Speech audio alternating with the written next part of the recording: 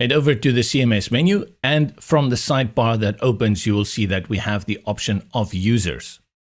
Let's select this and see what we can do under users.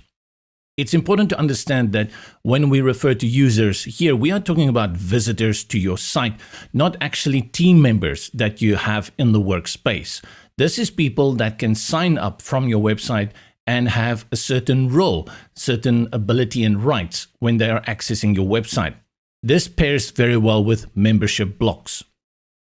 The first thing we need to do is to create roles. Roles is the power that this person will have when they sign into your website. Select roles, and then at the bottom, click on Add New Role. We'll give it a name. In this case, we'll call it just a subscriber, and select Add Role. If you need to change the label at any time, simply come back here to Edit and change it out. Click on Update Role, or if you need to delete it, select the Delete.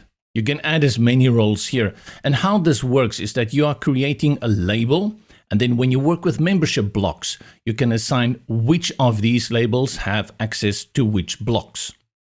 Now that we have this role created, we can go to all users. Again, we don't have users here.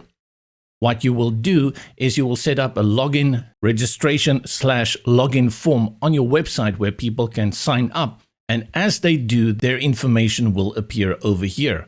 You can also add them manually here. Let's do that to have an example. Click on Add New User, and then we give the user a name. And now we have to assign a role. Click on the plus, and you will see we only have the subscriber role.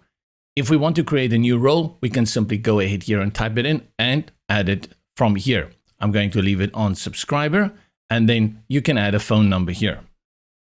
Click on Add User. If we select again all users, you will see that May Vanessa appears here, and you can make any edits here if you need to. As more people sign up onto your website, it will populate over here.